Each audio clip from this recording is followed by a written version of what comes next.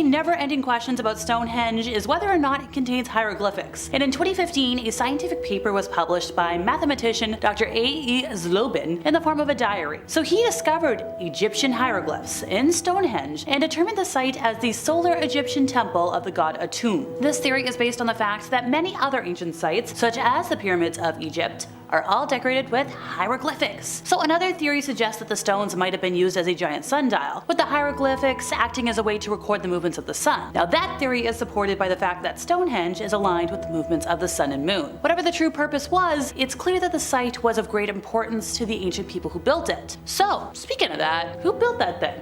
Why did they build it? Nabta Playa, as it is now known, isn't exactly accessible. It is believed that the stones are among the oldest astronomical alignments of megaliths in the world. So, apparently they were built by this nomadic society in the early centuries, and it's possible they were built by an ancient civilization, maybe even one of non-human origins. If you look at the tomb, it was only filled with cattle bones, which is kinda weird. So my theory, and ergo why it made today's list, why it topped today's list actually, is that the anomalies point more towards alien advanced communication instead of isolated humans. Also, once again, there haven't really been signs of human life, which supports my theory. And not to sound like a broken record, but if there's something I can't leave out, where there are hieroglyphs, there are things we as humans can't explain. So, it only furthers my theory that one of the languages aliens can communicate in, and the reason they don't visit much more now compared to in history, well, it's because they used hieroglyphs to communicate with. And now that it's not a regularly used form of communication, we don't know how to communicate with those folks anymore. Back to the history books we go. Stonehenge is thought to have been formed between the ancient Neolithic and Bronze Ages, while the pyramids are thought to have formed from the Iron Age. So if you need more precision, because I know it's a lot of mumbo jumbo, Stonehenge is about 3,100 years old, the pyramids are about 4,500 years old, but still, it's all around the time we were using hieroglyphs, communicating with those from above. The City of Gods is a sprawling ancient city in Mexico that's best known for its pyramid temples and astronomical alignments.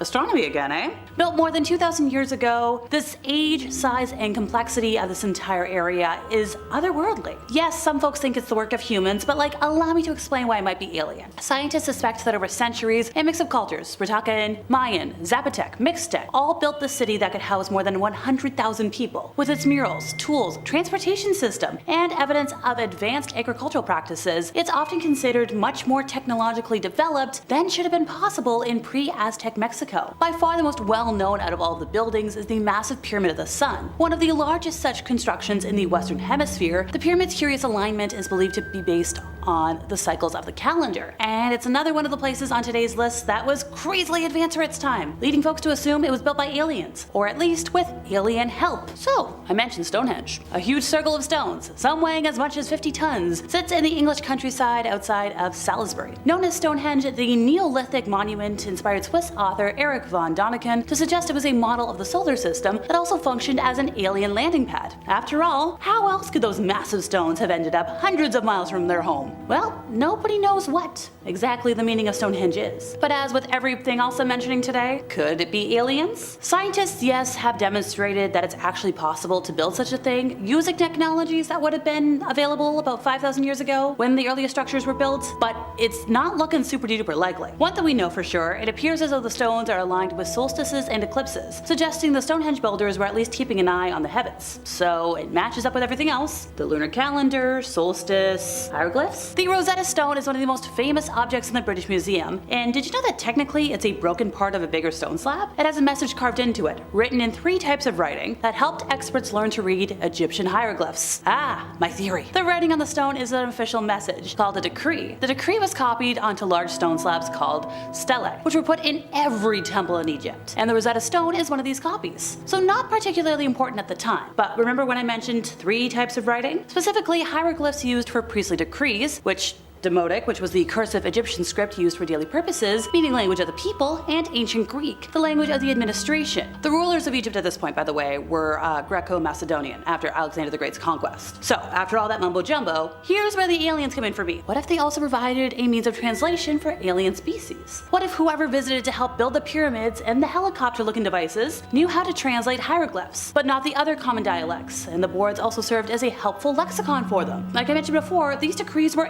everywhere everywhere in Egypt, providing ample source material. So when the Rosetta Stone was discovered, nobody knew how to read ancient Egyptian hieroglyphs. But because the inscriptions say the same thing in 3 different scripts, and scholars could still read ancient Greek, the Rosetta Stone became a very valuable key to deciphering the hieroglyphs. Soon after the end of the 4th century AD, when hieroglyphs had kinda gone out of use, the knowledge of how to read and write them disappeared. In the early years of the 19th century, scholars were able to use the Greek inscription on this stone as, well, the little Google Translate, if you will. Thomas Young, an English physicist, was one of the first to show that some of the hieroglyphs on the Rosetta Stone wrote the sounds of a royal name. Yeah. You got me. French scholar Jean-François Champollion then realized that hieroglyphs recorded the sound of the Egyptian language. This laid the foundations of our knowledge of ancient Egyptian language and culture. Champollion made a crucial step in understanding ancient Egyptian writing when he identified the hieroglyphs that were used to write the names of non-Egyptian rulers. He inscribed this copy of the published paper with alphabetic hieroglyphs, meaning à mon ami Dubois, my friend Dubois. Then he made a second crucial breakthrough, realizing that the alphabetic signs were used not only for foreign names, but also for Egyptian names. So together with his knowledge of the Coptic language, which derived from ancient Egyptian, this allowed him to begin reading hieroglyphic inscriptions fully. So after the stone was shipped to England in February of 1802, it was presented to the British Museum by George III in July of that year, and the Rosetta Stone and other sculptures were placed in temporary structures in the museum grounds because the floors weren't strong enough for the weight of it. And this stone's been on display in the British Museum since 1802. With only one break. So hey, if you want to go see some old alien stuff, I recommend it.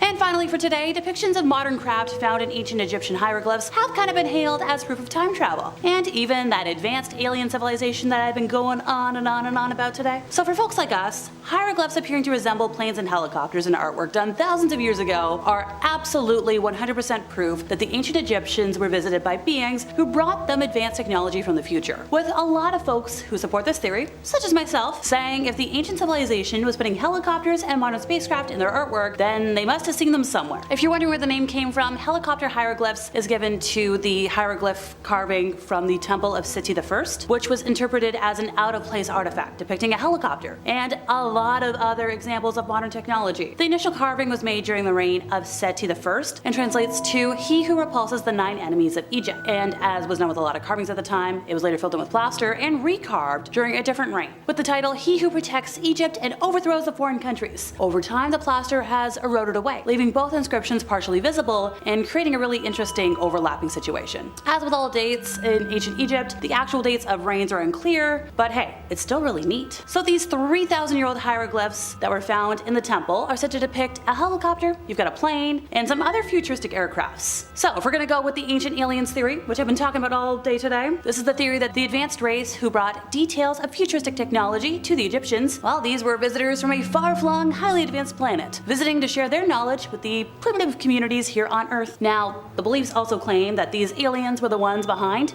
pyramids, Stonehenge, other famous monuments. You've heard me say it already today, and I believe in it. A race of aliens I've discussed quite a bit on here in depth. Seriously, you could probably binge watch everything I've ever said over a weekend and be as much of an expert as I am by the time it ends. So the concept of ancient alien invasions, as proposed by Zecharia Sitchin in his Earth Chronicle series, delves into the realms of Sumerian mythology. Zecharia was an author of a number of books proposing an explanation for human origins involving ancient astronauts. He hypothesizes that the gods of old Mesopotamia were astronauts from the planet Nibiru, which Sitchin states the Sumerians believed to be a remote 12th planet, when you're counting the Sun, the Moon, and Pluto as planets, and this was associated with the god Marduk. According to Sitchin, the Anunnaki, inhabitants of the distant planet Nibiru, arrived on Earth around 400,000 years ago, and their purpose? Mining precious resources, particularly gold. As somebody who grew up in a gold mining town, that checks. Sitchin contends that, faced with the labor-intensive task, the Anunnaki resorted to genetic engineering, creating Homo sapiens as a workforce. Enki, the Sumerian god of water, purportedly suggested that creating Homo sapiens to replace discontented Anunnaki workers. This genetic engineering project, according to Sitchin, led to the emergence of humans and the establishment of Sumerian civilization, with kings serving as intermediaries between humans and the Anunnaki. Sitchin's narrative extends to cataclysmic events around 12,000 years ago, the end of the last ice age, leading to the Anunnaki departing Earth after witnessing the survival of humans amid global upheavals. Seeing that humans survived and all they had built was destroyed, the Anunnaki left Earth after giving humans the opportunity and means to govern themselves. Now, if you're curious to know more about Nibiru, the planet is located beyond Neptune, orbiting the Sun every 3,600 years. Sitchin believes that Nibiru's collision with another celestial body, Tiamat, between Mars and Jupiter, resulted in Earth's formation, the asteroid belt, and comets. planets. He further suggests that the moon of Nibiru stuck Tiamat, splitting it into two parts, half forming the asteroid belt and the other pushed into a new orbit, becoming Earth. Sitchin's planetary collision hypothesis does superficially resemble one that was suggested by modern astronomers, the giant impact hypothesis of the moon's formation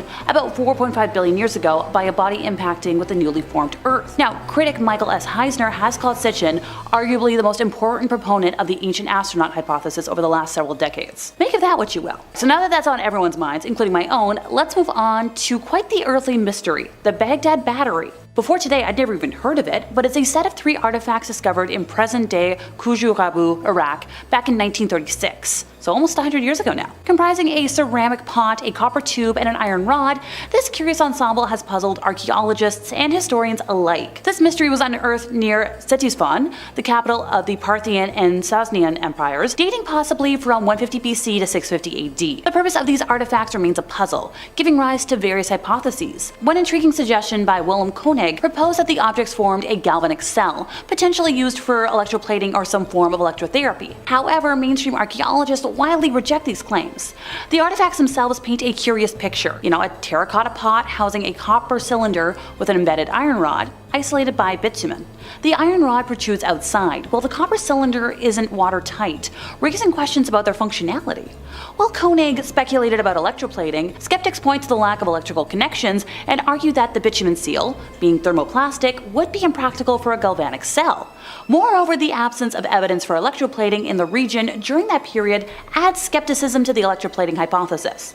Another twist in the tale comes from the artifact's disappearance in 2003 during the US-led invasion of Iraq, adding a layer of mystery to an already perplexing tale. The lack of proper documentation during the initial excavation in 1936 only adds to the uncertainty surrounding this mysterious battery. Now, supporting experiments, similar to those conducted by Willard Gray after the Second World War, demonstrated current production when the artifacts were filled with grape juice. However, such experiments are met with skepticism due to their lack of quantifiable data and unclear documentation. Now, despite these experimental attempts, the purpose of the Baghdad battery remains shrouded in ambiguity. Was it an ancient battery?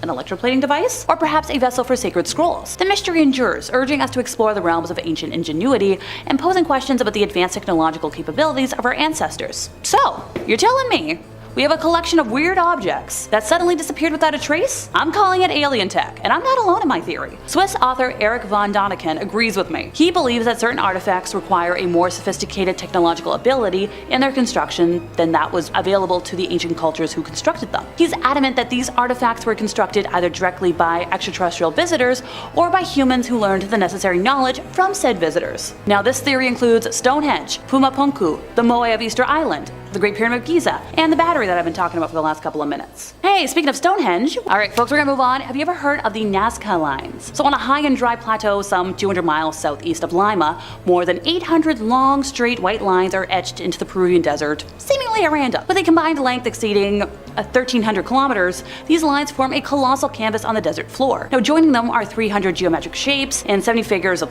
animals. We're talking spiders, monkeys, hummingbirds, all sorts of things. They're one of the most perplexing mysteries in archaeology. Created between 500 BC and 500 AD, these geoglyphs consist of quite intricate designs, and some of them are visible by the air, what were the intentions of the creators? Now, 2 distinct phases mark the creation of these lines, with the Paracas phase spanning from 400 to 200 BC, followed by the Nazca phase from 200 BC to 500 AD. Initially discovered by Peruvian military and civilian pilots in the early 20th century, these lines have continued to captivate the imagination of researchers and enthusiasts alike. The longest of the lines runs straight as an arrow for miles, and the biggest shapes stretch nearly 1,200 feet across and are best viewed from the air. Now, first studied in the early 1900s, the designs were initially suspected to be aligned with constellations or solstices, but more recent work suggests that the lines point to ceremonial or ritual sites related to water and fertility. And in addition to being visible from the air, they're also able to be seen from surrounding foothills. Scientists suspect that the drawings are as many as 2 millennia old, and because of their age, size, and visibility, and mysterious nature, they're often cited as one of the best examples of alien handiwork on Earth, ergo why we're talking about them today. Otherwise, how would an ancient culture have been able to make such huge designs in the desert without being able to fly?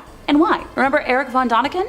Well, he proposed that the lines were landing sites for UFOs, crafted by aliens to guide their spacecraft. Think of it like a helipad for UFOs. Which is kinda neat. Okie dokie Catholics, listen up, because I'm ending today with a theory that's just for you. What if the watchers from the Bible were really the Anunnaki when they were here on Earth helping to develop the human race?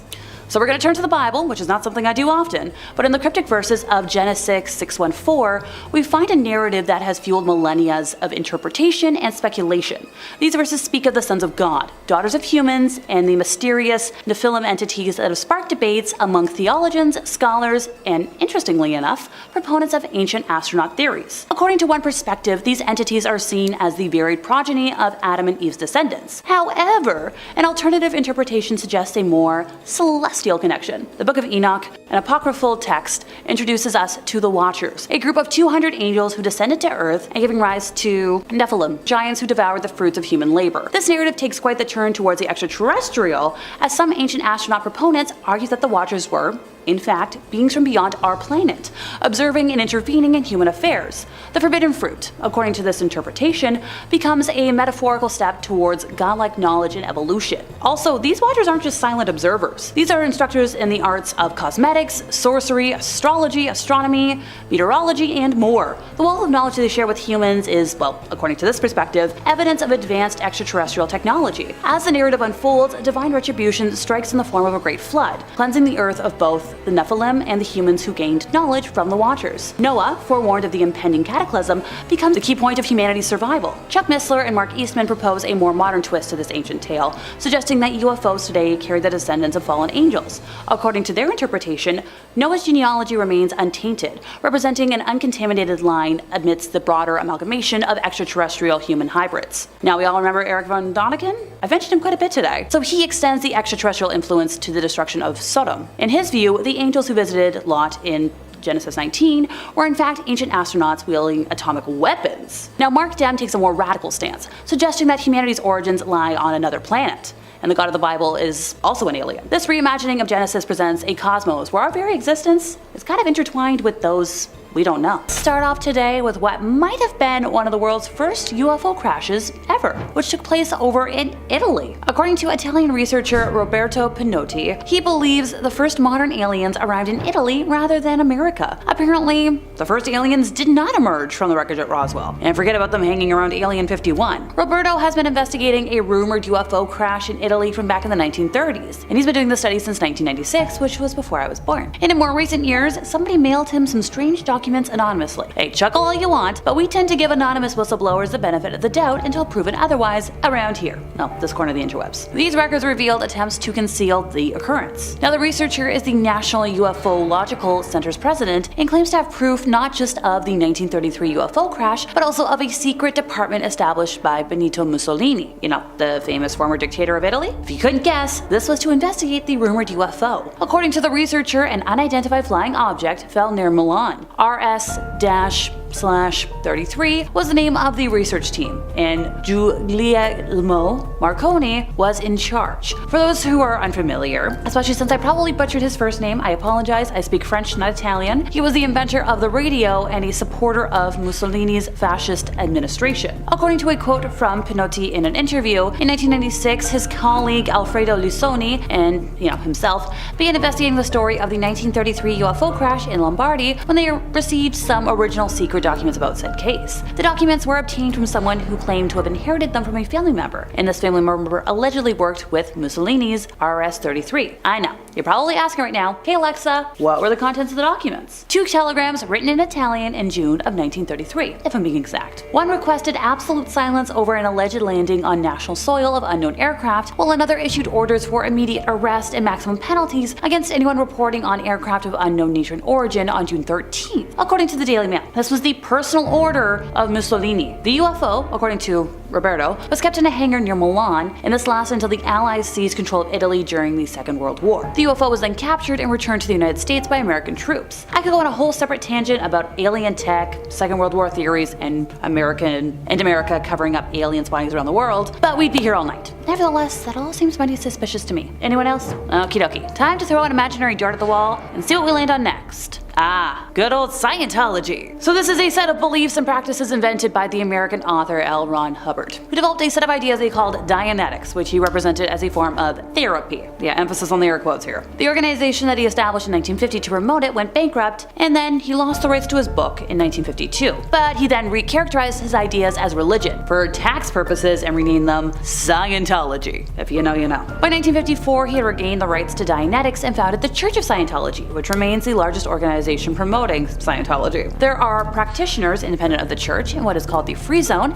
Estimates put the number of Scientologists at just under 40,000 worldwide. You know, not a lot of people. Scientology beliefs include reincarnation and that traumatic events cause problematic engrams in the mind. They believe that an activity called auditing can remove the bad engrams. Oh, and you're charged a fee for each session because they gotta make their money somehow. Once an auditor deems an individual free of engrams, typically after several years, they are given the status of clear. Now, after being deemed clear, adherents can take part in further activities called operating thetan levels, which require further payments. Hey, somebody's gotta pay Tom Cruise. The operating thetan texts are kept secret from most followers and revealed only after adherents have typically given hundreds of thousands of dollars to the Scientology organization. If you don't have ridiculous amounts of money to burn, don't worry, they're freely available online on sites such as WikiLeaks. And if you don't want to waste your time, these texts say past lives took place in extraterrestrial cultures. I don't agree with Scientology, but I do agree with aliens visiting Earth, or else we wouldn't be here today. They involve an alien called Xenu, described as a planetary ruler 70 million years ago who brought billions of aliens to Earth and killed them with thermonuclear weapons. Despite being kept secret from most followers, this forms the central mythological framework of Scientology's, psyche. It makes sense, I swear. From soon after the formation, all of the Scientology groups have generated considerable amounts of opposition and controversy, mostly because of illegal activities. In 1967, Hubbard established a new elite group, the Sea Organization, or Sea Org, the membership of which was drawn from the most committed members of the church. Now, by 1981, 21-year-old, at the time, David Miscavige, who had been one of, big guy's closest second-in-commands, rose to prominence. Hubbard died at his ranch in Creston, California in January of 1986, and Miscavige succeeded him as the head of the church, a position he holds till this day. Now, he's done a lot of shady stuff, but we're not going to touch on that today.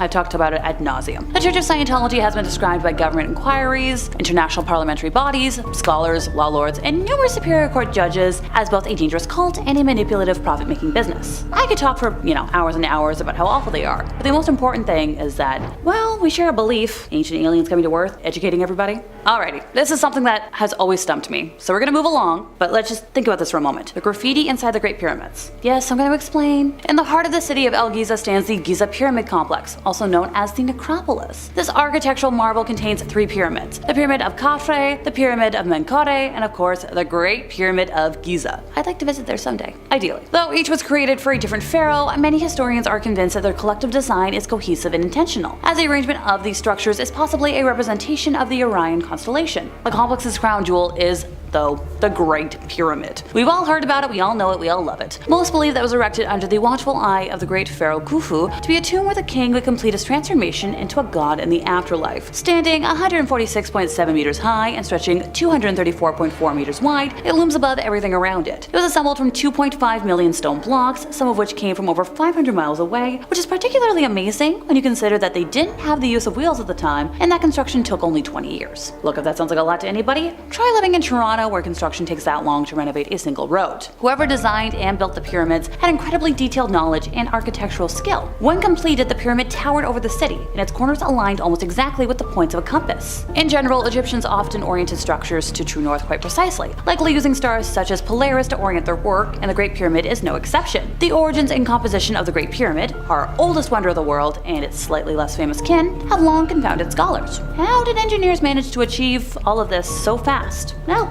Nobody knows. Genuinely, nobody has any idea, well, with absolute certainty that is. While some believe that construction workers may have used large ramps to transport the stones, this theory has been largely disproven because there's not a lot of archaeological evidence to support the claim. So, this is where our lovely ancient aliens come into play. They must have helped. I'm not saying they did all the work, that would be discrediting the incredible workers from history. But it's true that it would have been difficult for humans to build the pyramids. And there is missing history about how they were built. A lot of folks have proposed that aliens came to Earth in ancient recent times just help kickstart civilization. They're not responsible for all of it. Well, I don't think so anyways. But they just gave us a little nudge. A helping hand, if you will. According to these theories, the aliens were instrumental in helping ancient Egyptians build their masterpieces. Believers like us kind of argue that in order to design the pyramids as they are, you'd kind of want a bird's eye view. The kind that could be provided from, I don't know, flying saucer? Also, in order to create an object that obeys the so-called golden ratio, a mathematical relationship based on 5, the Egyptians might have wanted some help from outside sources. Look, this theory has persisted to today. It's still going. We all talk about this. Let's go back to 2001. Russian scientist Dr. Viktor Ivanovich claimed that the KGB had found ancient alien remains inside the Great Pyramid. Hey, it's got quite the inner network of shafts, passageways, and chambers that is so intricate that it's not hard to understand why people believe that some sort of divinity or superintelligence could be involved. Also, the only hieroglyphs inside are graffiti, alleged to be left behind by those who worked on the structure as a signature, which only further supports my theory on the aliens only knowing that to communicate with us by. I've talked about this theory time and time again, but like time capsules, the pyramids are physical symbols of ancient wisdom. Look, they're made of glittering golden limestone, and they always remain around a cool 20 degrees centigrade inside, which provides glimpses of an ancient society that once neared the kind of technological intelligence we possess today. Who knows? Maybe in 2,000 years, historians will speculate about the extraterrestrial origins of our fallen civilization, and maybe by then they'll be able to consult them for help. Alrighty, how about we start today with the obvious, the Mesopotamians. This region nestled between the Tigris and Euphrates rivers has been a canvas for human history's earliest strokes. In the labyrinth of ancient myths and chronicles, there lies a narrative whispered across millennia, a tale suggesting that the Mesopotamians, architects of ziggurats and compilers of cuneiform tablets, might have had encounters with extraterrestrial beings. Amidst the clay tablets etched with the great tales of kings and gods, some narratives stand out like cosmic anomalies, challenging the conventional understanding of ancient civilizations. In the hallowed halls of Sumerian lore, the tale of the Anunnaki emerges, an otherworldly presence said to have descended from the heavens, forging a symbiotic relationship with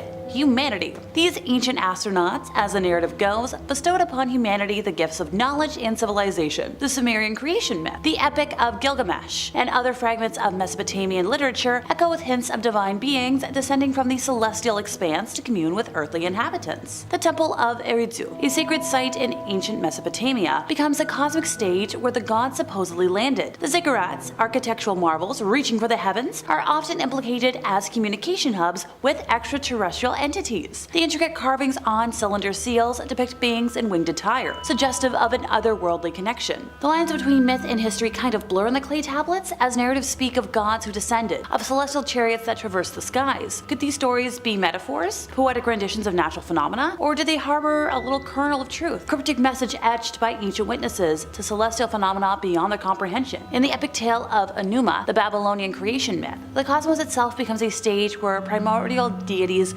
clash, setting the stage for the emergence of the earthly realm. The mingling of divine and cosmic forces in Mesopotamian narratives invokes the possibility that the ancients perceived their gods as denizens of the cosmic tapestry. So as we navigate the murky waters of ancient Mesopotamian cosmology, the question lingers: did the Mesopotamians, with their keen observations of the night sky, their ziggurats reaching for the stars, truly believe in extraterrestrial entities weaving through the celestial currents? Or were these narratives symbolic expressions, poetic metaphors woven into the fabric of cultural identity? So in the clay tablets and the crumbling ruins of Mesopotamia, the whispers of ancient civilizations beckon us to consider the possibility that maybe contact with extraterrestrial beings was an integral part of the tapestry of human origins. The Mesopotamians, stewards of the earliest embers of civilization, may have gazed skyward, pondering the enigma of the cosmos and crafting tales that echo through the corridors of time. Next up, it's time for this gal to consult my Greek mythology book from university. Within the rich history of ancient Greece, where the foundations of philosophy, democracy, and mythology were laid, there persists a subtle undercurrent of speculation, an underbelly to the grand tapestry of gods and heroes. In the echo of Homeric hymns and the whispers of Plato's dialogues, some scholars dare to entertain the notion that Greeks, in their pursuit of wisdom,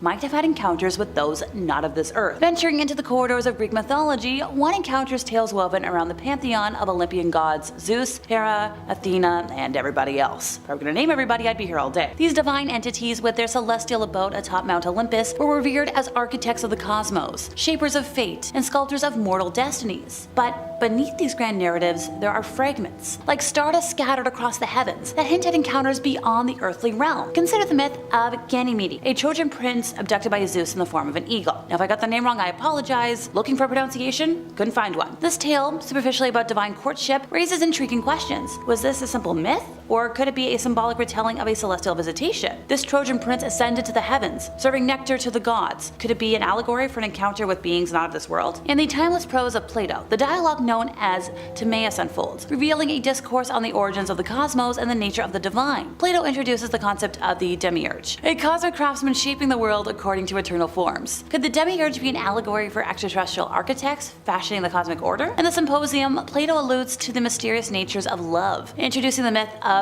Aristophanes, who speaks of humans once being fused entities split in two by the gods. A fanciful tale perhaps, but one that sparks speculation. Could this division, this cosmic surgery, be a metaphor for a profound encounter with beings from not of this earth? Moving beyond mythology, consider the Antikythera mechanism, an ancient Greek analog computer discovered in the depths of the sea. A marvel of engineering, its complexity suggests a level of astronomical understanding beyond what historians traditionally ascribe to ancient Greeks. Could this device, with intricate gears and astronomical dials, be evidence of extraterrestrial influence on ancient Greek knowledge? So as we traverse the intellectual landscape of ancient Greece, we find ourselves entangled in a web of myth, philosophy, and enigma. The Greeks, pioneers of thought, explorers of the mind, left us with more than philosophy. They left us with fragments that hint at a cosmic dialogue, an interaction with forces beyond the terrestrial realm. Whether in the poetry of the Iliad or the mathematical precision of the Antikythera mechanism, I tried. The Greeks, it seems, might have navigated not only the deep sea, but also the cosmic ocean, encountering beings that dwell in the spaces between the stars. Okay folks, time to chat about a civilization I am positive had communication with those not from this earth, the ancient Egyptians. So in the vast expanse of time where the echoes of pyramids still resonate, the sands of Egypt harbor secrets. Secrets that some suggest could be inscribed with interstellar ink. The Egyptians, architects of wonder and purveyors of mysticism, have long been a source of fascination. Beneath the veneer of hieroglyphics and the golden mask of King Tut, speculative whispers linger.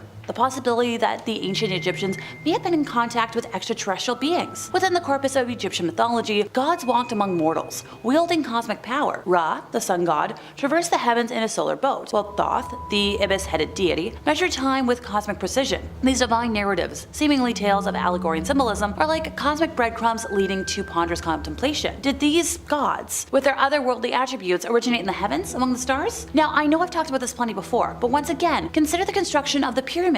Monolithic marvels that defy easy explanation. The precision with which these colossal structures align with celestial bodies sparks a lot of thought. Could the ancient Egyptians, in their mastery of architectural prowess, have sought inspiration beyond earthly realms? The alignment of the pyramids with constellations such as Orion's Belt adds a cosmic layer to the mystique. The famous hieroglyphs, etched into the walls of temples and tombs, depict earthly life, rituals, and religious ceremonies. However, hidden within the labyrinth of these ancient symbols, some theorists discern messages that seem to transcend the terrestrial. Is it conceivable that the Egyptians, in their communion with divine entities, were actually communicating with extraterrestrial intelligence? And now that we no longer use hieroglyphics as a form of communication, aliens don't visit or communicate as much? Think of the Sphinx, the majestic guardian that has stood the test of time. Some folks see it not just as a symbol of royal authority, but a potential sentinel of cosmic wisdom. The alignment of the Sphinx with certain constellations further fuels speculation. Could this colossal creature, half human, half lion, be a testament to encounters with beings that hailed from distant galaxies? The pharaoh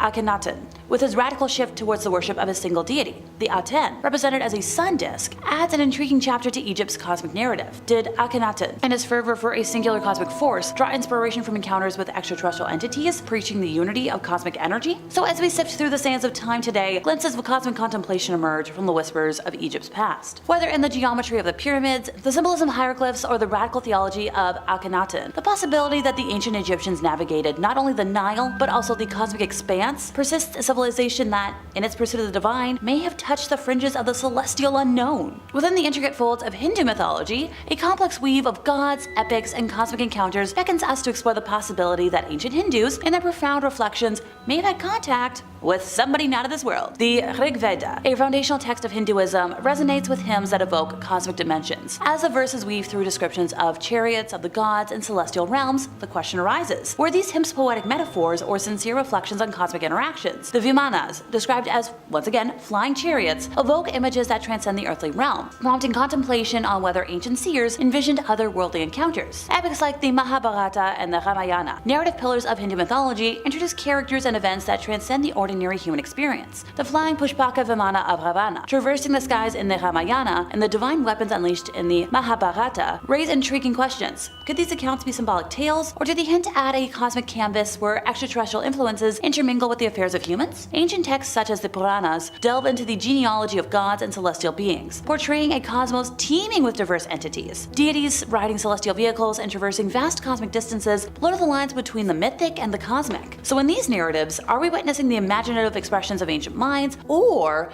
echoes of encounters beyond Earth? The concept of darshanas, the various philosophical schools of thought in Hinduism, delves into the nature of reality, consciousness, and the cosmos. The Upanishads, profound meditative reflections, explore the interconnectedness of the individual soul with the cosmic reality. So as ancient sages sought to fathom the cosmic mysteries, did their contemplations lead them to envision a cosmos populated by beings beyond our earthly understanding? In the intricate dance of Shiva, the cosmic dancer, and the celestial realms of gods and goddesses, Hindu cosmology entwines the earthly with the cosmic. Temples aligned with astronomical precision, rituals attuned to cosmic rhythms, these suggest a civilization that sought to harmonize with the celestial order. Were these endeavors merely symbolic, or did they reflect a deeper understanding of cosmic influences on human existence? Whether through hymns, epics, or philosophical musings, ancient Hindus navigated the realms of gods and cosmic forces. Whether conceived as metaphorical tales or profound truths, the narratives of ancient Hinduism invite us to contemplate the possibility that, in their quest for understanding, they might have glimpsed realms beyond our earthly abode. Now that we have all of the obvious out of the way today, let's try what I think is a wild card with Turkey. Amid the Anatolian landscapes and the echoes of Byzantium, whispers of extraterrestrial encounters linger in the historical corridors. The tales of Turkey's ancient civilizations invite contemplation, a journey into the realms where earthly history intertwines with the cosmic unknown. Göbekli Tepe, a marvel nestled in the southeastern hills of Turkey, stands as a sentinel of antiquity. This archaeological enigma predates the pyramids of Egypt, challenging conventional narratives of human development. Massive stone pillars, adorned with intricate carvings of animals and symbols, beckon contemplation. Could the architects have been inspired or guided by celestial beings? Theories echo through the ages,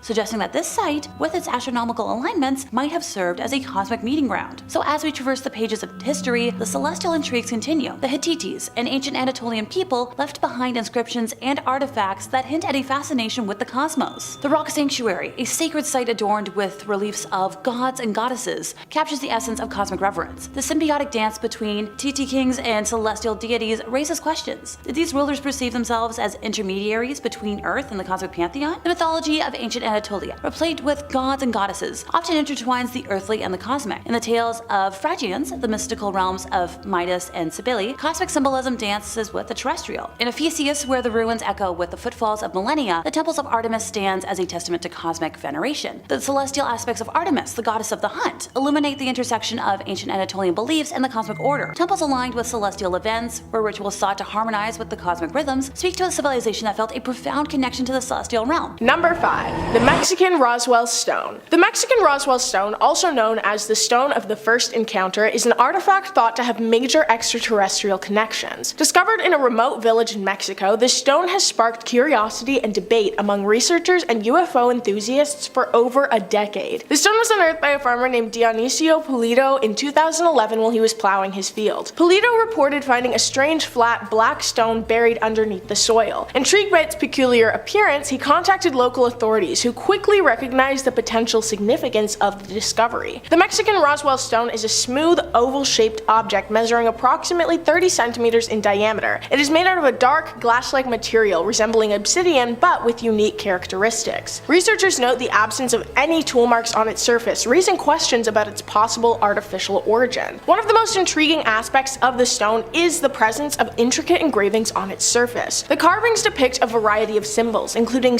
what some interpret as a stylized representation of the cosmos, celestial bodies, and humanoid figures. Some researchers claim these symbols suggest a connection to ancient astronaut theories and extraterrestrial visitations. Initial analysis revealed that the stone is composed of a type of glass called diorite, a substance found in the Earth's crust. However, the absence of typical tool marks challenges conventional explanations for its creation. Some argue that the stone's unique properties may result from unconventional manufacturing techniques. The discovery of the Mexican Roswell Stone has fueled various theories. Some people propose that it represents evidence of ancient contact with advanced civilizations, possibly civilizations of extraterrestrial origin. On the other hand, some suggest that the stone may be a modern hoax designed to attract attention or promote tourism in the region. And hey, it got my attention, so if it is a hoax, they did a pretty good job. The village has actually experienced an influx of tourists and researchers eager to examine the artifact firsthand. While this attention has brought economic benefits, it has also led to increased scrutiny and speculation about the authenticity of the discovery. Number 4. Tullum Underwater Cave Paintings. beings. The Tulum underwater cave paintings, located off the coast of Tulum in Mexico, have captivated researchers and divers alike due to their strange, unanswered nature. Dating back over 1,000 years, these submerged artworks provide a unique glimpse into ancient civilizations and their connection to the cosmos. They were discovered fairly recently, in 2019, by a team of underwater archaeologists led by Dr. Helena Rodriguez. The Tulum underwater cave paintings consist of intricate designs and symbols painted on the cave walls. The vibrant pigments used in these artworks have remarkably endured the test of time, preserving the visual narrative of an ancient culture. Dating methods suggest that the paintings originate from around 900 to 1200 AD. One eye-catching feature of the Tulum underwater cave paintings is the bouts of cosmic imagery. Researchers have positively identified depictions of celestial bodies, constellations, and what appears to be advanced astronomical knowledge. The presence of such cosmic themes has fueled speculation about the possibility of extraterrestrial influences. Advocates of the ancient astronaut hypothesis, and I didn't know that you could be an official advocate for a hypothesis, but I was also unaware that this was like an official group. It's all capital, by the way, like ancient astronaut, capital A's, proper nouns. Like, this is an official group dedicated to the study of ancient astronauts. I'm sidetracked, sorry. Anyway, the capital A ancient astronaut advocates propose that the Tulum underwater cave paintings may depict encounters with extraterrestrial beings. Some think that the cosmic imagery would represent advanced knowledge bestowed upon the Maya by extraterrestrial visitors, influencing their art, spirituality, and possibly even technological advancements. Another theory suggests that the paintings serve as a form of communication or homage to extraterrestrial entities. The intricate symbols and depictions of otherworldly beings might symbolize a connection between the ancient Maya and beings from beyond Earth, possibly influencing their religious practices. Some researchers propose that the cosmic imagery in the Tulum underwater cave paintings reflects the Maya's deep-seated cosmic rituals and beliefs. Rather than extraterrestrial influence, these theories suggest that the Maya developed a sophisticated understanding of the cosmos, integrating it into their spiritual practices and daily lives. While the cosmic imagery has sparked intriguing theories of extraterrestrial influence, the true meaning behind these underwater masterpieces remains a mystery. Number 3.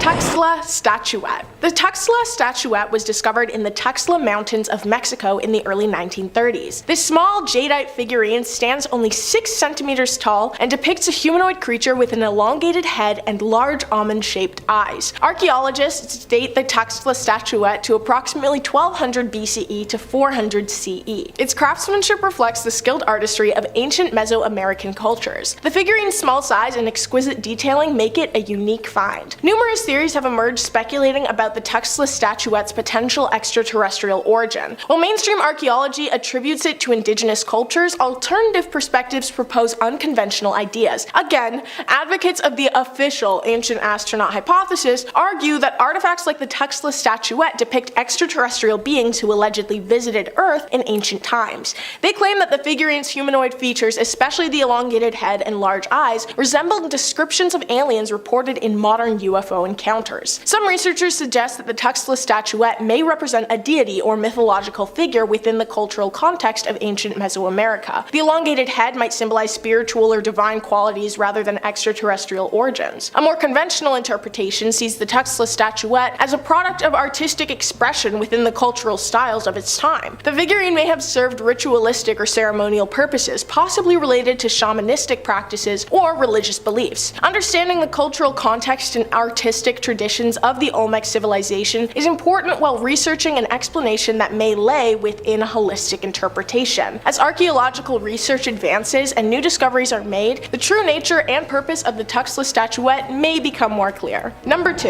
The Mayan Crystal Skulls. The crystal skulls are a set of strange artifacts that have fascinated both archaeologists and conspiracy theorists for so many years. These crystal skulls are precisely what they sound like: human skull-shaped carvings made from various types of quartz crystal. Most of them date back to pre-Columbian South American civilizations, specifically the Aztec, Mixtec, and Maya. The theories around these skulls is what continues to make them so popular and intriguing, and let me tell you, there are a lot of theories. Some people believe that the skulls are ancient relics with supernatural or extraterrestrial origins, while others think they possess mystical or healing powers. One popular theory is that the crystal skulls were created by advanced ancient civilizations that possessed knowledge far beyond what we currently assume and understand. Some parts of this theory suggest that these crystals hold the secrets of lost technologies and predictions about future events. Then, of course, there's the theory that suggests the skulls are linked to extraterrestrial extraterrestrial beings. This theory further assumes that these artifacts were gifts or messages from ancient alien visitors to Earth, gifted with the intention to guide or enlighten the less advanced beings that they had stumbled across, humans. Skeptics, however, assume that these crystal skulls are simply modern creations, likely made during the late 1800s or early 1900s, and were then falsely aged so they would appear as ancient artifacts. Some well-documented forgeries and the absence of archaeological context for many of these skulls do add a lot of substance to skeptics' beliefs. Despite this, the mystery surrounding the crystal skulls continues to capture the imaginations of curious minds and fuel a lot of debates about their origins, purpose, and theorized mystical properties. Whether they're being viewed as ancient relics, products of elaborate hoaxes, or otherworldly symbols, the crystal skulls have become a fascinating and intriguing find for the world of archaeology and unknown phenomena. Number 1. Tulum's mysterious frescoes. Tulum, situated along the picturesque coast of Mexico, is well known for the ancient Mayan ruins that stand as a testament to a formerly rich and highly sophisticated civilization. Among the intriguing artifacts within Tulum's archaeological site are the mysterious frescoes that adorn the walls of various structures. Tulum's frescoes date back to around 1200 to 1521 AD. These incredible, intricate murals depict scenes of daily life, religious rituals, and mythological narratives. The vibrant colors and detailed imagery provide a glimpse into the cultural and spiritual practices of this ancient society. One of the most intriguing and controversial theories surrounding Tulum's frescoes suggests an extraterrestrial influence on their creation. Advocates of this theory, though not part of an official capitalized letter organization, point to certain elements in the artwork that seem to depict unconventional beings and advanced technology, sparking speculation about an out-of-this-world connection. Certain frescoes in Tulum depict figures with elongated heads, resembling the classic depiction of aliens. Symbols resembling spacecraft and celestial bodies are identified in the artwork as well. While skeptics dismiss these interpretations, some argue that the Mayans might have had contact with extraterrestrial beings, influencing their artistic expressions. Obviously, not all scholars and archaeologists subscribe to the extraterrestrial theory. Many propose alternative explanations, suggesting that the unusual figures and symbols in the frescoes could be representations of deities, shamanic visions, or mythological beings from Mayan cosmology. Many also argue that attributing the frescoes to extraterrestrial influence oversimplifies the complex nature of Mayan art and mythology. They state that the Mayans employed artistic license and symbolic imagery, using unconventional forms to convey spiritual and cultural concepts unique to their worldview. While the mystery surrounding Tulum's frescoes continues to captivate the imaginations of researchers and enthusiasts alike, the debate over their alleged extraterrestrial origin remains inconclusive. Whether rooted in Mayan mythology or influenced by cosmic encounters, these ancient artworks stand as proof of the intricacy of human history, and how if you're not part of an official organization, I am less likely to believe the theories you're telling me. Ancient astronauts?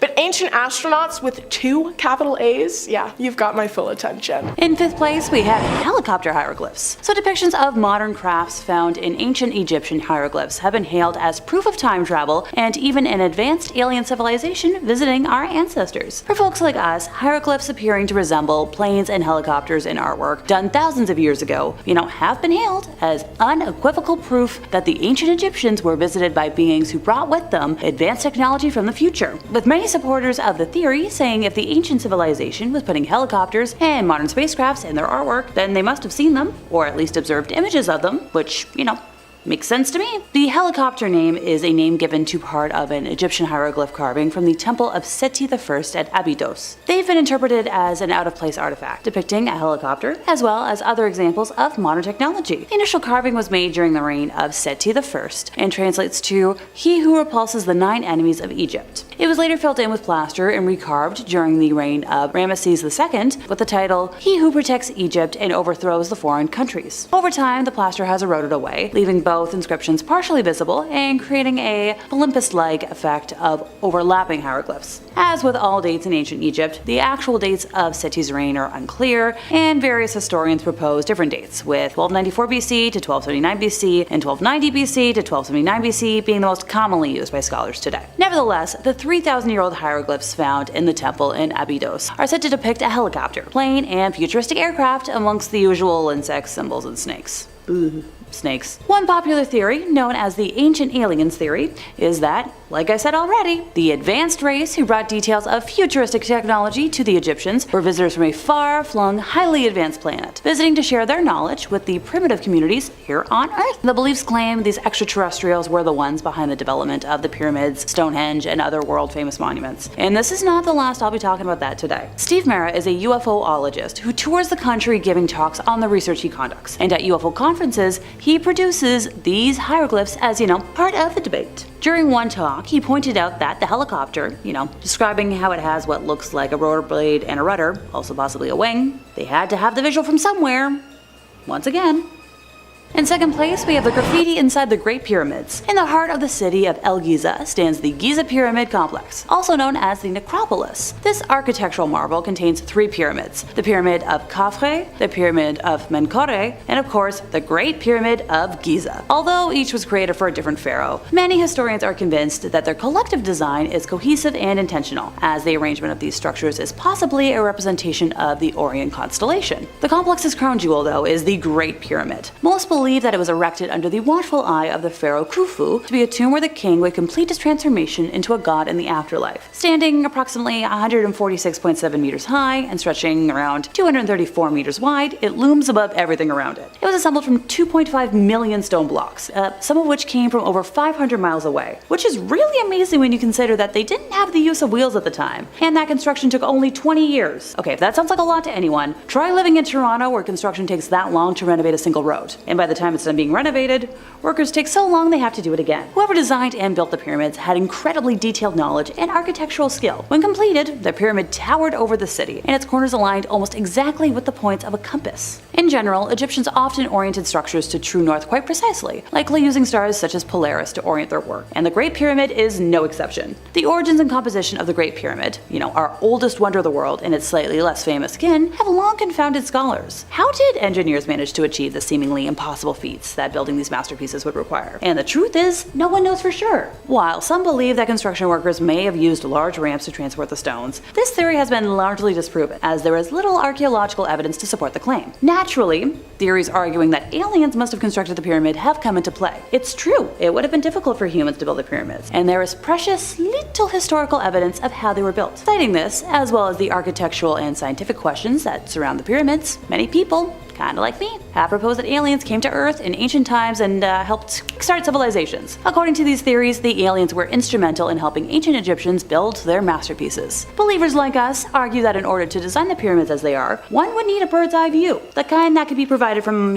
say, a flying saucer. They also believe that in order to create an object that obeys the so-called golden ratio, a mathematical relationship based on the special number of phi, the Egyptians would have needed help from outside sources. The alien theory has persisted to the present day. For example, in 2001, Russian scientist Dr. Viko Ivanovich claimed that the KGB had found ancient alien remains inside the Great Pyramid. Okay, come on. The Great Pyramid's inner network of shafts, passageways, and chambers is so intricate that it's hard to, not to understand why people believed that some kind of divinity or superintelligence was involved. Also, the only hieroglyphs inside are graffiti, alleged to be left behind by those who worked on the structure as a signature, which only further supports my theory on the aliens only knowing that to communicate with us by. Like time capsules, the pyramids are physical symbols of ancient wisdom, made of glittering golden limestone and always remaining around a cool 20 degrees centigrade inside. They provide glimpses of an ancient society that once neared the kind of technological intelligence we possess today. Hey, maybe in 2,000 years, historians will speculate about the extraterrestrial origins of our fallen civilization. And then by then,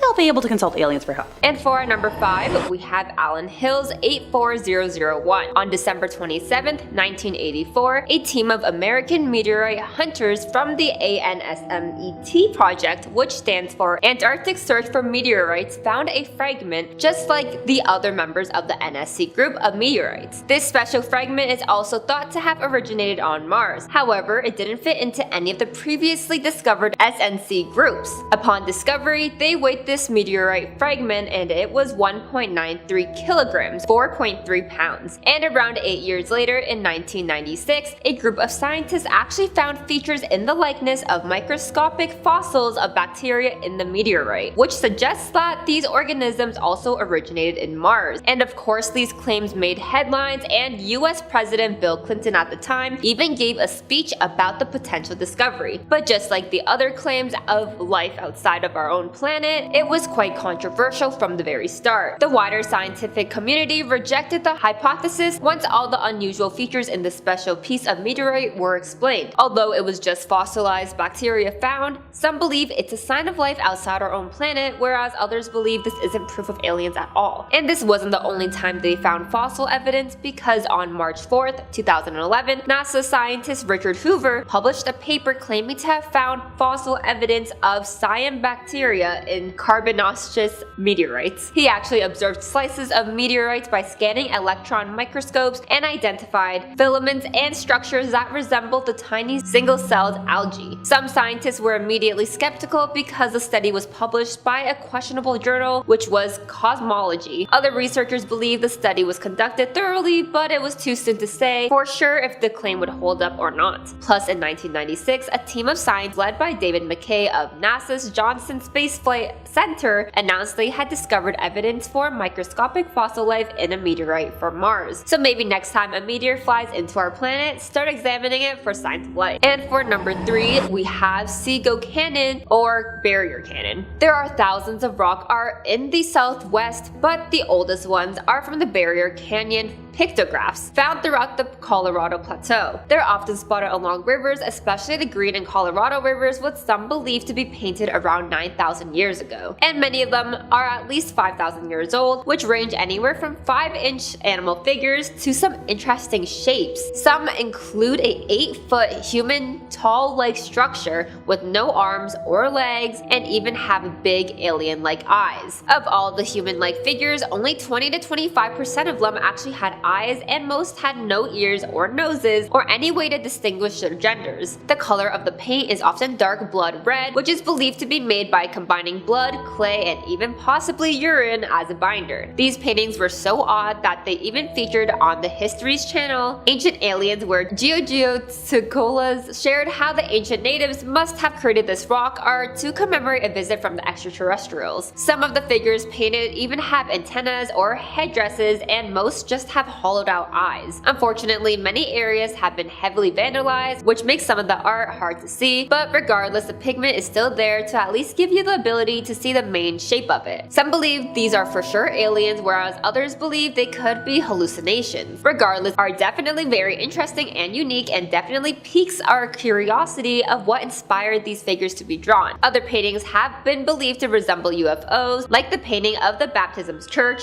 from 1710, which seems to be showing a flying disc-like object with light beams. For number 2, we have ancient Egyptian pharaonic coffin. It's no secret that archaeologists have found coffins dating back to ancient Egypt, hidden in pyramids or other areas. But did you know that NASA released photos taken on the Red Planet, which many believe prove that Martians do exist? Well, Scott Waring, who is an author and UFO expert, believes that the photos show ancient Egyptian pharaonic coffins. The shape of the so-called body seems to match up with other pharaonic coffins, plus there are many pharaonic inscriptions or sarcophagus, which the inscriptions were identified by advanced cameras. And surprisingly, this isn't the only tie to ancient Egypt space seems to have, because a year prior to this discovery, NASA rover Corsetti gained a ton of attraction after astronomers believed it revealed an ancient statue. In fact, many astronomers and even archaeologists believe that ancient Egyptians on Earth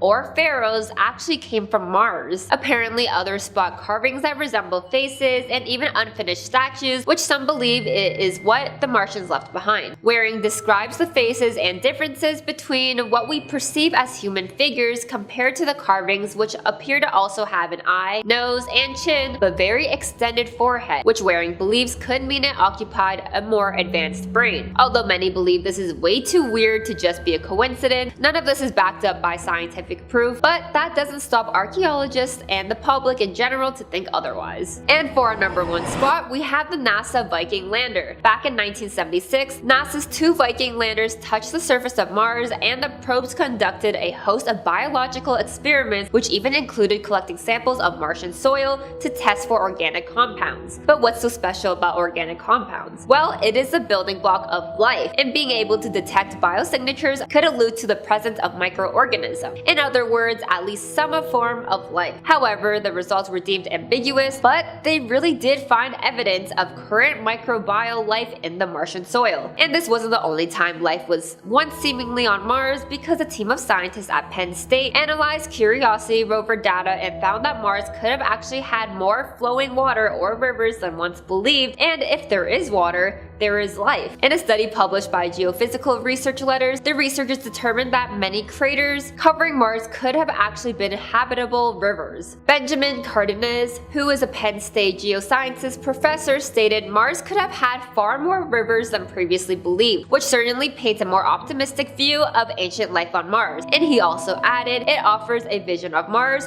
where most of the planet once had the right conditions for life. And just recently, NASA's Perseverance rover found another form of evidence of flowing water on Mars. In early December of 2023, NASA released photos that were captured, which shows a collection of rocks and pebbles around Mars's Jezero crater. So what's so interesting about rocks? Well, it's believed that rocks and pebbles that were visible in the photo were brought in by strong floodwaters from billions of years ago. Life ultimately doesn't equal the aliens we may picture in our head. And the reason why scientists are curious about water on other planets is because life started in water on Earth as it forms microorganisms, which leads to the formations of different or more complex aquatic organisms. And for life on land, scientists believe that animals and plants on land developed later on. It is almost a given that if a planet has water, there are much greater chances that it'll develop life forms. But what about other planets? Other than Mars, they often search Europa, which is a satellite of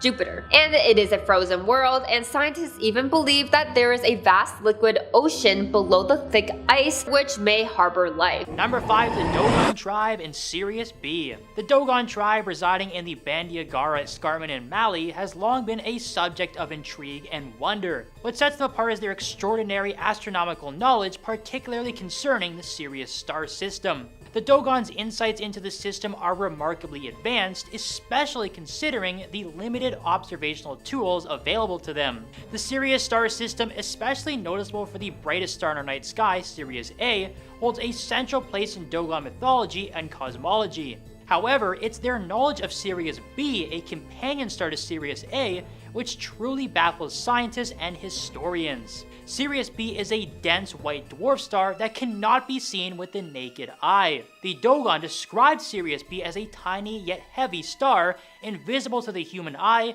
and following a 50-year elliptical orbit around Sirius A.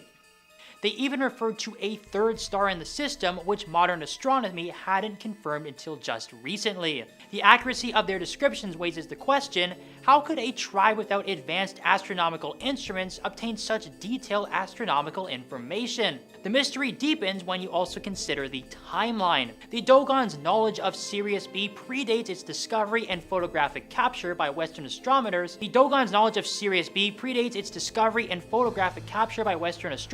In the 20th century. This has led to various hypotheses. Some theorists propose that the Dogon's knowledge is too precise to be coincidental. They speculate that the tribe might have had direct contact with an advanced extraterrestrial civilization, possibly visitors from the Sirius system itself, who imparted this astronomical knowledge. Another theory suggests that ancient civilizations had developed sophisticated observational techniques, or that the Dogon had inherited knowledge from ancient predecessors like the Egyptians or Sumerians, who might have been capable of such observations. The primary source of Western knowledge about the Dogon's astronomical beliefs comes from French anthropologist Marcel Griol and his student Germain Dieterlen.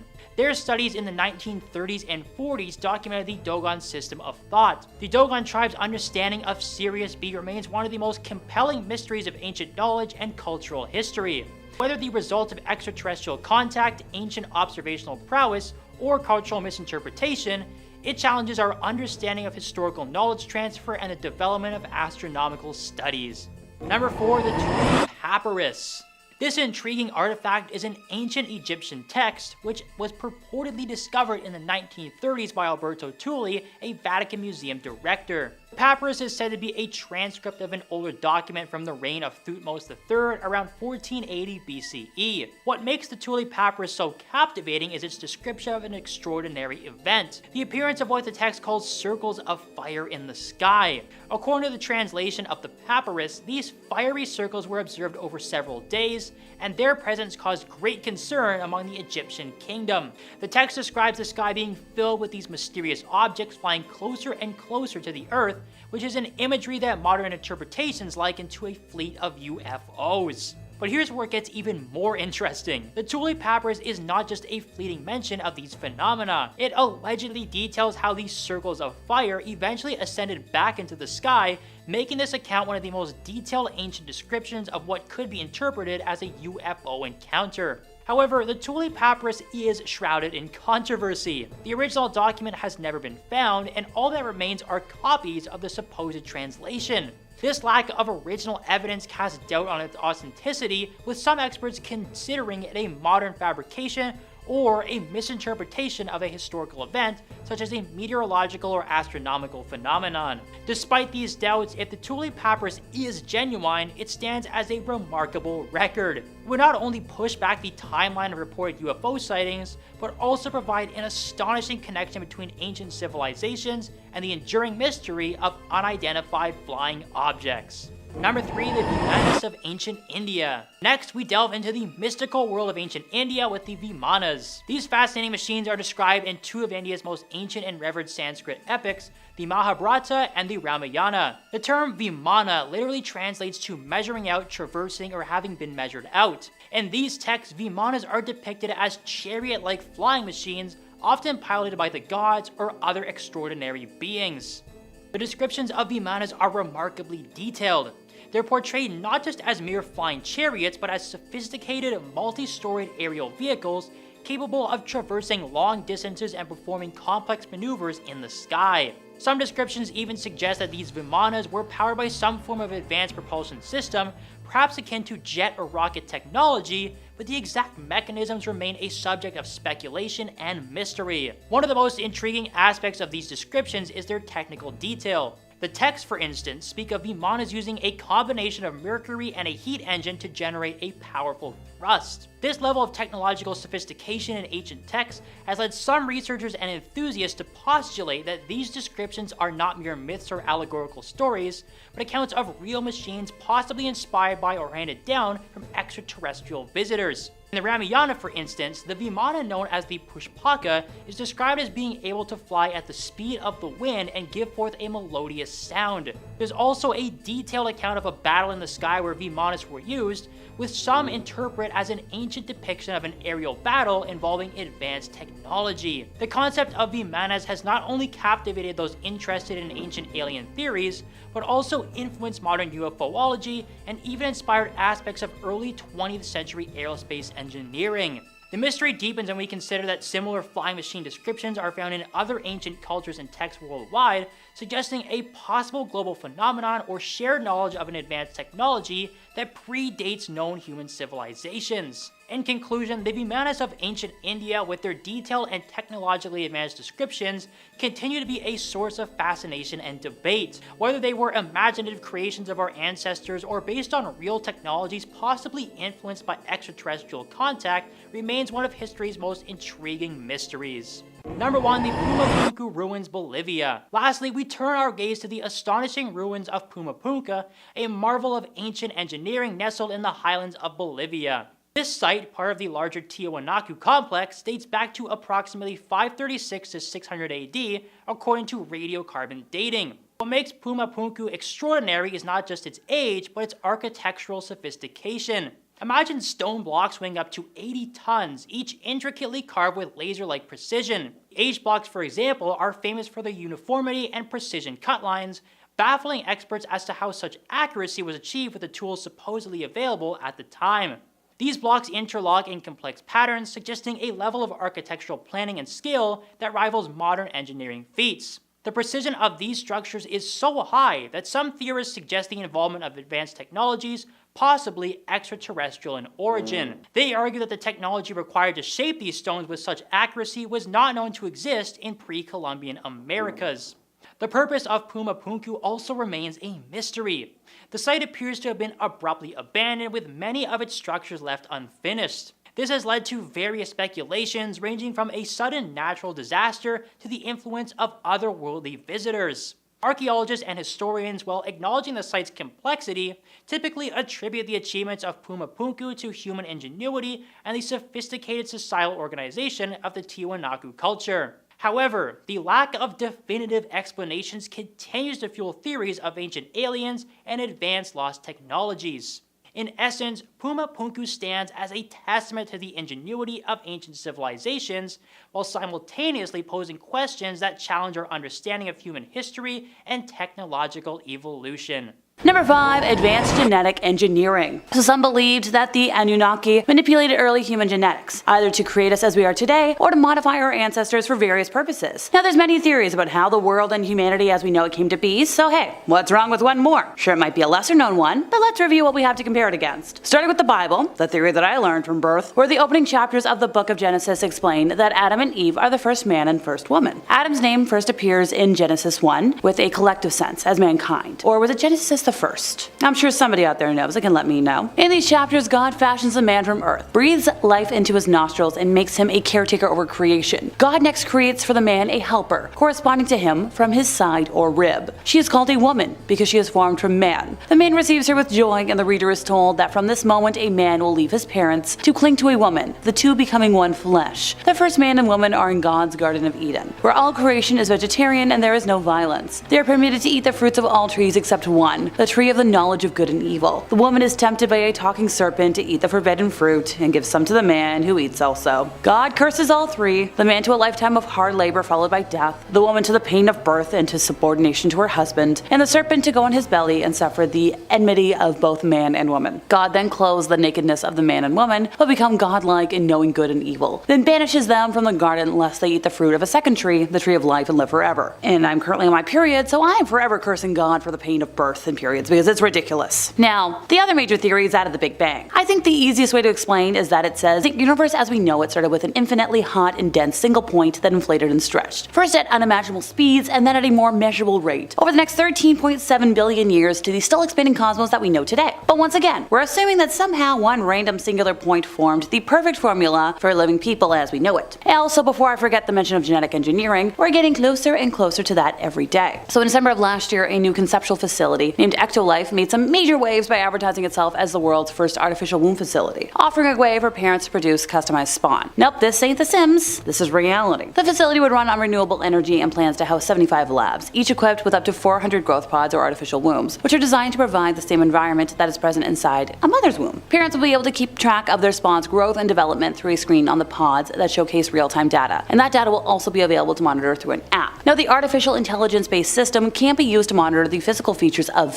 said little one, and will report any potential genetic abnormalities. Now, during the time of delivery, the spawn can be removed from the pod with the push of a button. Now, the creator believes that artificial womb facilities could become a reality in 10 years or so if ethical restrictions are removed, claiming that every feature mentioned in the concept is 100% science-based and has already been achieved by scientists and engineers. And hey, if that isn't good enough, he's also promising an elite package that will allow people to genetically engineer the embryo before implanting it into the artificial womb, which I don't like the idea of that. That sounds really bad to me. But hey, what do I know? Parents will be able to select their little one's level of intelligence, height, hair, eye color, and physical strength and skin tone. But yes, bringing me back to my original point, going back to those Anunnaki aliens, it is believed that they engineered us, so what's the difference between them engineering us, humans, and now us engineering our own spawn? Number 4, anti-gravity and flight. So it's often suggested that these aliens possess the technology to fly, either within our atmosphere or between planets. Ancient depictions of winged gods or flying discs get cited as evidence, which kind of lead to support the modern-day UFO theories and beliefs. Depictions of modern craft found in ancient Egyptian hieroglyphs have been hailed as proof of an advanced alien civilization visiting our ancestors, which is believed to be the Anunnaki. So for folks like us, hieroglyphs appearing to resemble planes and helicopters and artwork done thousands of years ago have been hailed as unequivocal proof that the ancient Egyptians were visited by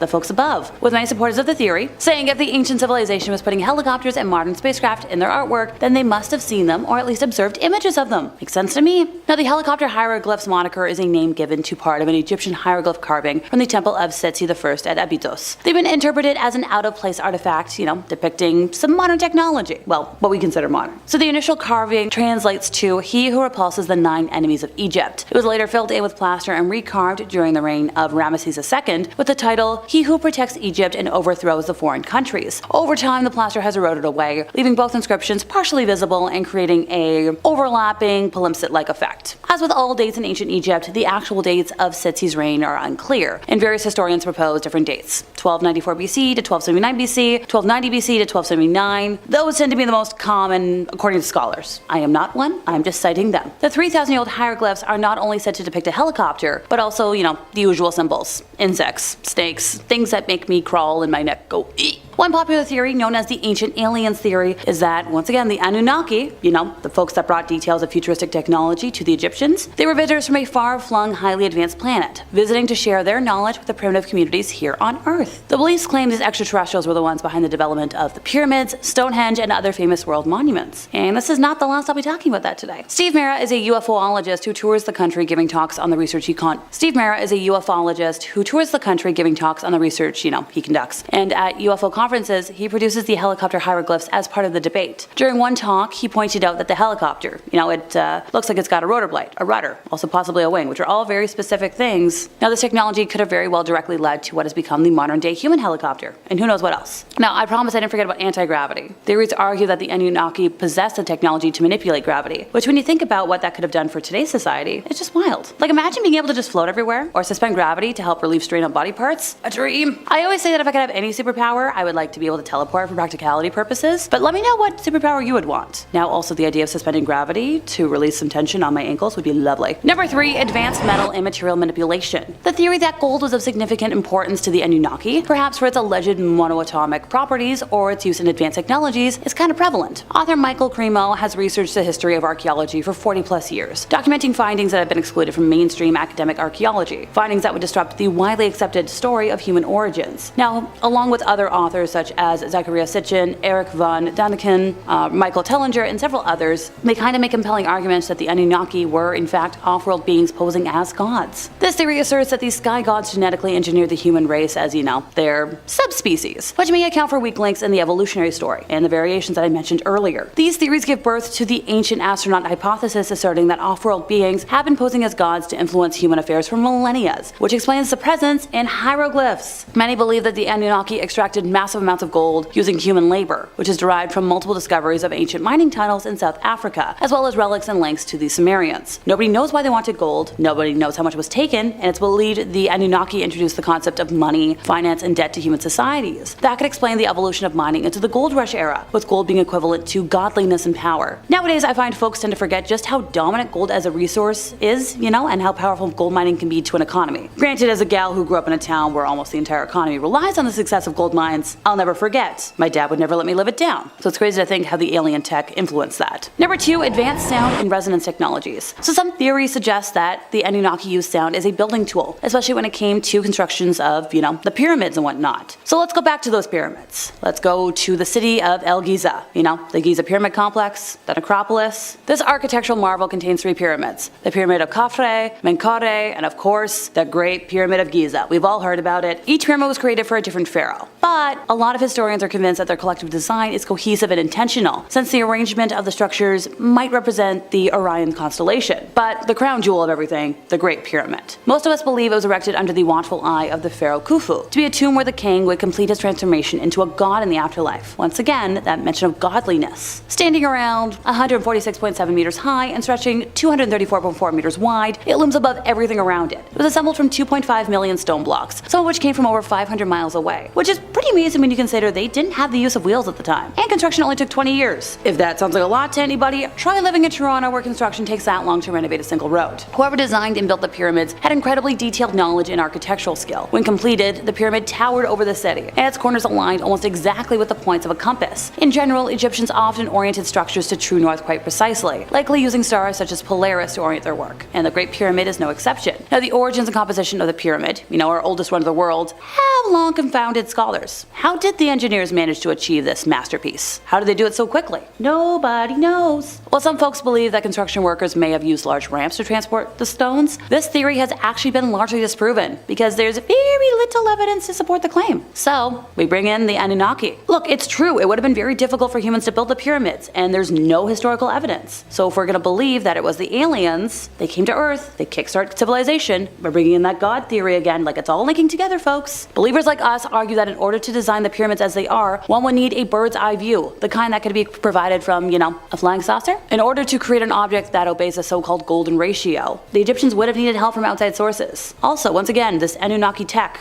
these great gods, whatever they were, they helped with Stonehenge. So imagine how it could have transformed to modern architecture. I could do with a couple of less bland buildings, okay? Number 1, advanced medical technologies. So based on stories of longevity, such as the extended lifespans of biblical figures and legends of healing abilities, some suggest that the Anunnaki possessed advanced medical knowledge or tech. For starters, Methuselah is the oldest person in the Bible. He died when he was 969 years old. Make all the jokes you want. He's mentioned in the book of Genesis as the son of Enoch, the father of Lamech, and the grandfather of Noah. His story in the Bible is significant as he is a part of the genealogy that links Adam to Noah, if your belief in the creation of the world falls in line with the Adam and Eve story. Mine doesn't. Due to his old age, Methuselah has become part of popular culture, and his name is typically used when referring to the advanced age of people or things. Now, Jared is the second oldest man in the Bible and is a 6th generation descendant of Adam and Eve, lived to be 962. Noah is one of the most well-known biblical figures. In his story is, the flood. Most of us are probably familiar with it, where God flooded the earth to wash away mankind's misdeeds and rebuilt the world with the animals and Noah and his family aboard the ark. Well, he also lived to be over 900 years old. So the belief that the Anunnaki had tech that was able to extend life, but it left when they did, makes a lot more sense through that lens when you consider that it's rare that anybody these days makes it to like 100 or more. And that brings us to the end of our time, which means it's time for me to hit the history books to see what else there is to be discovered about these ancient gods. Number 5, an ancient fortress. Outside the old Inca capital of Cusco,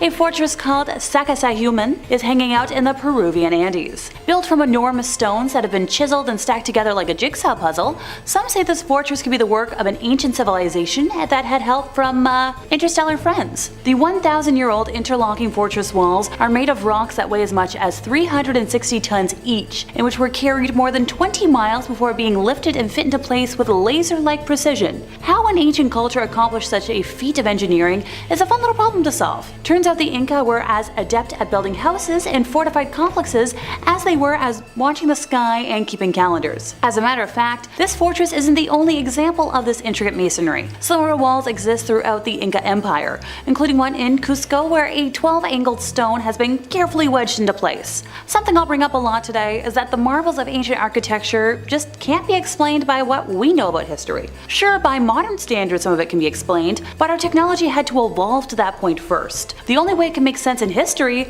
is if we got help from a more advanced species. Number 1, an alien mummy. Another sign that excites supporters of the claim that ancient Egypt was visited by aliens is a mummy discovered in a small pyramid near Senusret II's pyramid. Now, the structure of its skeleton doesn't really resemble that of a human's body. It's a skeletal conundrum made up of perplexing features. So it's only 6 inches tall, but initial estimates of the age of the bones were consistent with someone in the single digits of age. But the face is what looks especially different. The long angular skull with slanted eye sockets and fewer than normal ribs, 10 pairs rather than the normal 12, only really deepen the mystery. The mummy was discovered by Dr. Victor Lubeck, a retired professor from the University of Pennsylvania. The remains were found surrounded by unusual objects that could not be identified. An anonymous source claimed that the mummy does not originate from Earth, and that it has greatly troubled Egyptian authorities, who want to keep it a secret. According to the source, in life the mummy served as an advisor to the pharaoh Osiris. Governments refuse to admit the implications that such a discovery has for human history, but they still fail to provide the world with a significant explanation for it. When I tried to learn more about this mummy, most of the links and resources had randomly gone missing and weren't archived anywhere, which tends to be par for the course when the government wants to cover up the truth about anything to do with aliens. I swear one of these days I'm just gonna go missing, and the government will be to blame.